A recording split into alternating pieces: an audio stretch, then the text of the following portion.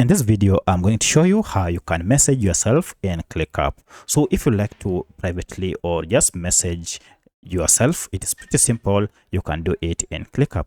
If you find this video helpful, I'll kindly request that you support me by liking the video and also by subscribing to this channel.